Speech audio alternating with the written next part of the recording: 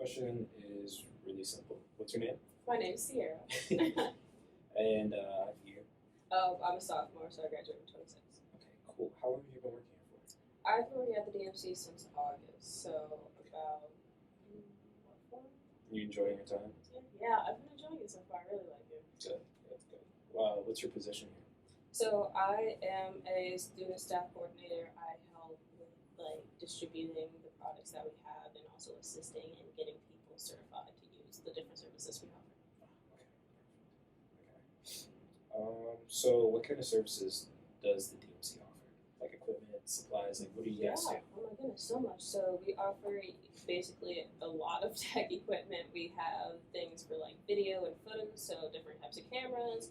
We offer audio studio space, so if you're into making beats or tracks, we have an entire space dedicated to that. We have VR equipment, we have gaming equipment. We work with the lab, so if you're a gamer, stuff like that, we have gaming computers that you can use, but we also rent out PS5s and systems like that.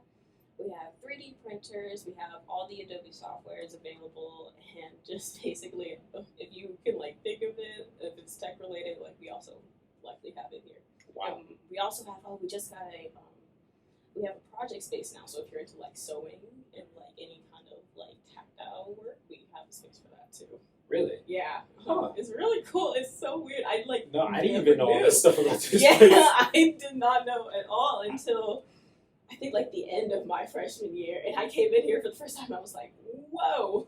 Since when? I had no clue. Oh my goodness, it's cool. Wow. No, and I'm a gamer too, because I brought I brought my rig with me to college, Mm-hmm. and it's up in my room, and sometimes I'll have an issue with it, or sometimes I don't have the best keyboard, so sometimes Mm-hmm. it'll Lag and stuff. yeah. Mm-hmm. So maybe I might come here rent something out. Do you guys just rent, or do you sell stuff too? We do sell stuff too. The stuff we sell usually is more accessories. So we have Polaroid cameras you can rent, but the Instax film you have to purchase. But we also have things like batteries and a lot of fancy posters. We have poster paper you can purchase, sticker paper you can purchase, things like that. So if I want to come here and get a project done for a class, I take an applied QE class, and we have this final project that we have coming up. I think we have to make a poster. So you think I could come here and maybe buy some things from here? Oh yeah, absolutely. You can buy some things from here. You can even print it out here if you want. Majority of our staff is authorized, and majority, if not all, the equipment we have here. So if you want to use a poster, but you've never used Photoshop before, or something like that, we totally got you. Huh. All right. Cool. All right. What was the next question? I'm sorry. No, you're all good. It's a lot of things going on. It's very fun. All right. Let's see. Why would a student want to use this resource? What situations? I think you mentioned a few already, but is there anything you can elaborate on? No problem. I think financially, this place is really cool in the sense that there's a lot of things to offer that you don't have to permanently commit to. So for someone I really like cameras, but to buy a camera, just even if it's just to experiment, it's $600. Where here you get it free for 3 days. You get to try it out, see what you do like, see what you don't like. So when you are ready to make a permanent purchase, you have a little more hands-on inside of research into what you're getting into. Same with a lot of the programs we offer. We have a bunch of games that you can play and see if you actually like it, or if it's worth investing into. So I think financially this is a great resource, and just time-wise, we offer a lot of things here for free for Hopkins students that you wouldn't really be able to get for free anywhere else. I mean, or at least at a very discounted price compared to other locations, and so I think that's really awesome. Right. Actually, you mentioned something about photography. I was looking to get into that. How much do you think it would be to rent a camera here?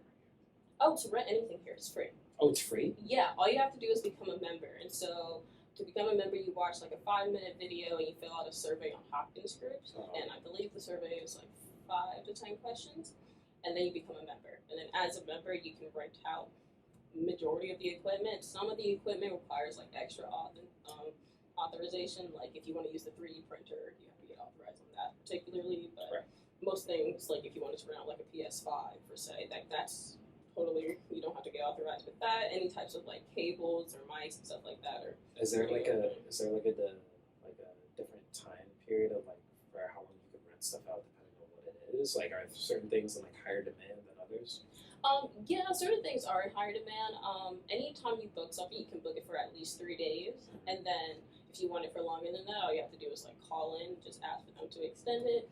If it is more of a higher demand, we might not be able to extend it for a long time, just because like someone might have already booked it out for like whenever you return it. But otherwise, you have the option to extend it for sure. You can, use it to its full advantage as long as you need. Oh, cool, cool. All right. And you said all students can use this, right? Yeah, it's available to all Hopkins students. I don't think it's available to Hopkins staff, but staff are definitely able to like recommend it and stuff like that. We do budget codes with different departments and clubs, and so like if a club wants to use our resources for free or like through Hopkins money per se, then if their own club members' pockets, they're able to do so. Our department posters are able to be made here, all that stuff. All right, cool. Let's see. If you had to say one thing about this resource that is largely unutilized, like, what would you say it was? It'd be just the fact that like not enough students know about it, or like don't use it to their advantage, or is there something like specific? I would probably say like our project space. Just a lot of I know like things like crocheting, and especially like over the pandemic when like you were stuck at home and a lot of those activities, a lot of people just don't know we have like you can rent out sewing machines, you can rent out button makers, you can do like the stickers or like all that types of stuff you can like fully do here for a discounted price, or like rent out equipment completely for free. And I don't think a lot of students know about it, but I also think the DMC space in general is very like underrated but very like awesome. And there's some spaces in here that I think if more students knew about it, they would 100% be using more, even though it is like already like considered popular. Yeah, true. I feel We're like gonna move into the student center. When that gets built. really? Yeah, it's gonna be a completely move. And if the student center gets built when it says, I'm pretty sure it says like 24, like fall of 24, Yeah, I we'll be think moving so. like that following semester. So yeah, but who knows? Didn't they push it back once already? between that and the like Wyman building, the whole schedule's been like all sorts of configurations. But I graduated 26, so I'm hoping by then it will have moved over and will be Fingers a new crossed. space. I think Fingers crossed. that'd be cool. Okay. And would you say a lot of students use this resource, and then why or why I don't think as many students are using this resource as like those who actually need it. I do think we have a good amount of students who do use this resource, especially those within like clubs use this resource for like things like posters and stickers. We also have a few like at the acapella groups when they do like their music mixing and stuff like that. The audio studio is like a great space for that. But I think like in sense of the general student body, kind of like we have discussed before, a lot of people don't really find out about this space until like later on. If we're lucky within their first year, but like sometimes it's really just not until you've like been in it or someone has like really told you about it that you really get into it. I think distance kind of has to do with part of it. I mean, even with these Homewood apartments in general, people are like, oh, well, it's too far, or it's not like necessarily like in the heart of Homewood. So I do think distance has to deal with it, and I think it's kind of just intimidating in general because technology is intimidating in general. Sure. And I think like with the name of the space, it does like appear that a lot of it is like very technological based. And like if you're not in STEM or like something like that, and you don't know the equipment, then like you're not invited here. But like but like a lot of it is like games and stuff. You know? right, and that's like not the case at all. Like we are more than happy to like train people, to help people, to educate if you just like are curious about something. And like we would love to like have more people here. We do events here like all the time. Really? So yeah, we had a Halloween event.